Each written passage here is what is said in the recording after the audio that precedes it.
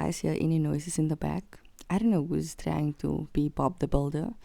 And then also, please ignore the lace. It's not giving, I know, but we fix it. We'll fix it in the end, okay? The last minute of this video, my legs will look decent. So, yeah, let's just sit back and have a chat. So what this video will not be is a makeup tutorial.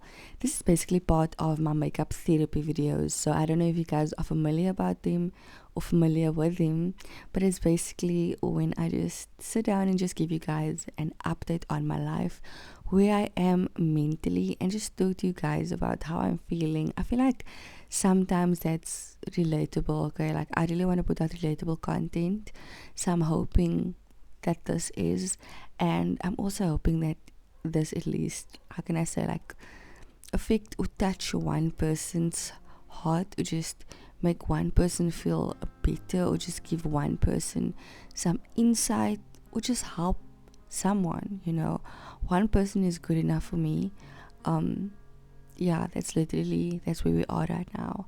So let's talk about where we are right now in life. So apart from the fact that we are back to level 4, I don't think this could have come at a worse time, because I think mentally everyone is just exhausted. Like we are just exhausted, we are drained. Life is just not it for everyone right now. A lot of us can relate with that. Some of you guys are celebrating graduations. We love that for you. We love seeing you win. You winning means we win. You winning means we see that we can win as well. You know, we need motivation, we need inspiration. And so we love that for you. While some are celebrating graduations, others that are graduating are struggling to find a job. Like everyone is just battling with a lot right now. Everyone has something going on, whether it's a death of a family member, whether it's mental health issues, whether it's academic stress, work-related stress, can't find a job, unemployment, whatever the case may be, relationship problems, whatever the case may be, everyone is going through something. And one thing that I don't want us to do is compare our struggles to each other. Like never ever tell someone, oh, I don't think it's that bad. You never want the person to feel like they don't matter, and that the struggle doesn't matter either. You don't want to make the person feel less valuable, because that's how I would feel if someone told me it's not that bad, you know. One thing that depression definitely does is your mind plays these tricks on you, and you literally feel like whatever you're going through is so bad you don't want to wake up.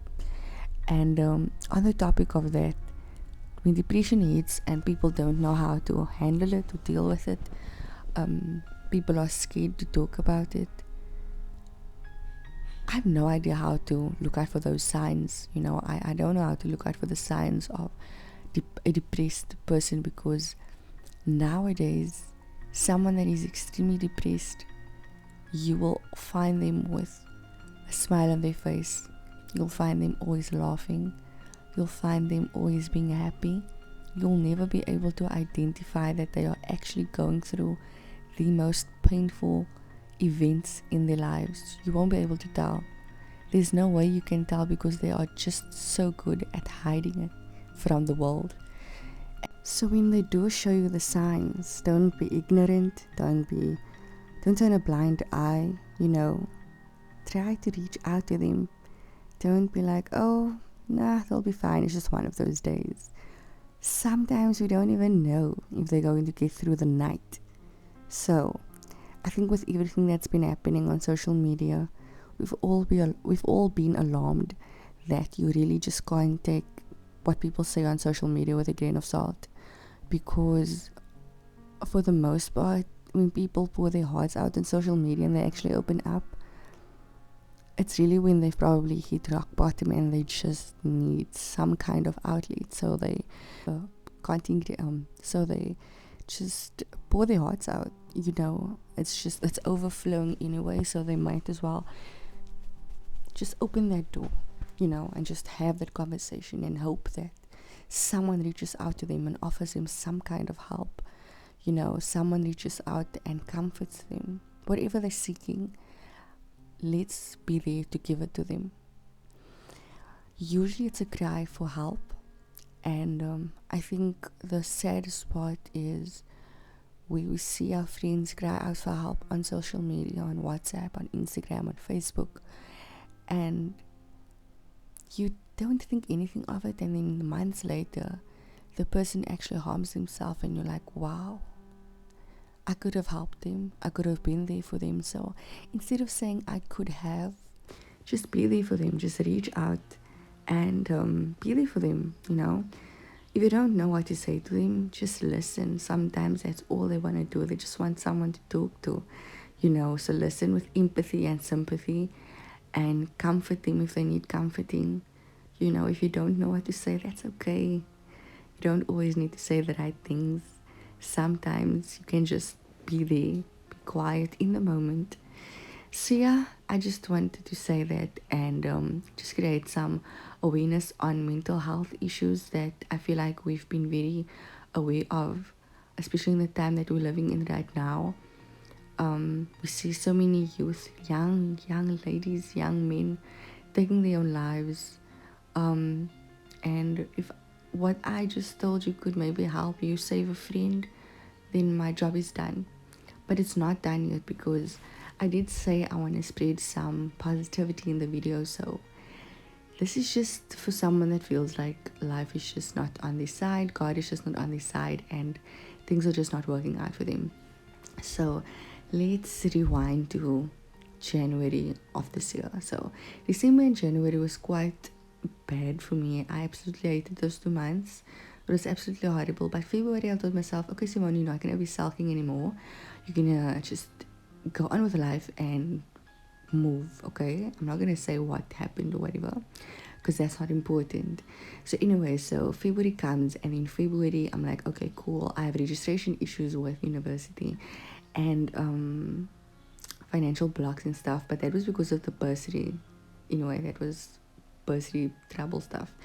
Anyway, got that sorted out. I registered super late, but I registered, and I still did not know where I stood with the bursary. Did not know where I stand with the bursary, and then that went on for like 5 months. That went on for a good 5 months. So imagine you have campus and you have books that you need to buy and you have notes that you need to print from home, so you need ink, and 2 weeks before your June exam your laptop breaks. Like, can the devil even? Like, he legit tried to attack me. Not even tried, he definitely did. And to make matters worse, well, the laptop breaking was worse enough, but to make matters worse, my ring light breaks. And I mean, I do content creating just to break away from a very busy life, and I'm like, wow, like the devil is really trying to get me down. So when the laptop broke, I was super upset, but I don't know, just because life wasn't balancing for me, just like my bank account wasn't balancing, I just took it as, you know what, Simone, is just one of those things. Like, life is really just trying to get you down. So instead of you just sulking for weeks, just try to find a solution. Anyway, here's the thing about me. I'm the person that strives for financial independence. That's very, very important to me. So obviously my mother is there. Like, she's a single parent, but listen, when I tell you my mother will stand in for us financially when she has to, she will come through. But that's exactly the thing that I'm trying to save her from coming through for me financially, because 30,000 plus for tuition fees is not a joke on any parent, whether you have both parents, single parent, it's not a joke. So I was really stressed out about the bursary thing. They were just quiet. I did not know where I stood with them. And then, like I said, my laptop broke. That's a 5K that, what must it fall out of the sky? And then the ring light breaks. That's a 1,800 rand that what must fall out the sky. So I was like, wow, I'm being tested. And all those other things, like those extra things, it's not important. These things I need to keep myself on board with work life and student life. So you're insane. Here I'm trying to turn a hobby into a side income, and things are failing me. Life is not balancing. And so now you're probably thinking, oh my gosh, why going on? You're 23, you know, you have a mother there. One thing about me, like I said, I'm trying to be financially independent. I've always strived for that from a young age. When I was matric, my mother would give me a certain amount of money because her plan was to teach me how to save money but still buy things that you need, you know, and still be able to afford things by saving up for it. You see what I mean? So that's something that she's always tried to drill in my head. So after school, I took a gap year to improve my marks, and also I got a job. I worked there for 8 months. So working there for 8 months, I was used to having my own money, and with that I bought whatever I wanted and whatever I needed at the time. So I went to university, got a bursary, got bursary allowance. That was amazing. God is great. And the point I'm trying to make is like I just always had my own money to spend on certain things. So, and then also in the December holidays, I'd work, you know, I'd work. That was lovely. That was amazing having my own money. So for my birthdays, which was in January, I'd always have pocket money to go out, and I'll have pocket money during December to go out with my boyfriend and just do activities without trying to bother my mom. So I'm still trying to do that. I'm really trying to save my mother from spending money on things that we don't need, because she's already providing and doing the most, you know. So that's really me. If I can try to take as much financial burden off my mother, I'll really do that. She does way too much for me and so many others. So off that point, what I'm trying to say is I really had like a lot of financial worry. Like I was so stressed about finances, like who's gonna pay my student my fees. That was 36,000 rand. Who's gonna buy me a new laptop? Like where's the money gonna come from? Like I was so stressed about it. So I applied for another bursary, and let me tell you, about I think it's 3 or 2.5 weeks ago, God answered all my prayers and more. So this is what he did. He said, okay, you're struggling with one bursary. I'm giving you two. I'm letting you choose. I'm giving you options. So if that does not prove how amazing God is, wow, then I don't know what will. He blessed me in such a way that I felt so undeserving. The insane thing was, right after that, he said, you know what? I'm giving you 3 paid partnerships. 3 babes. I'm giving you 3. And all of that happened in a span of 7 days. When I tell you I was in awe of God, but was I surprised and shocked? I definitely was not. And I still am not.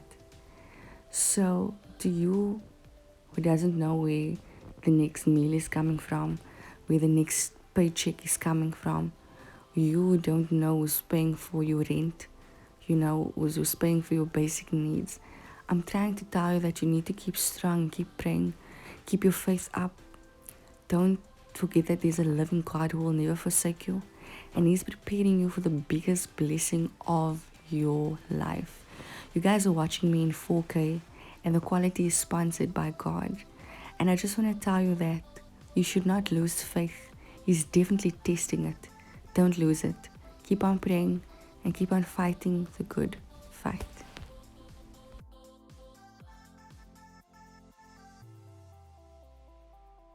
I want to leave you with Isaiah 60 verse 22. When the time is right, I, the Lord, will make it happen. Thank you for watching, guys.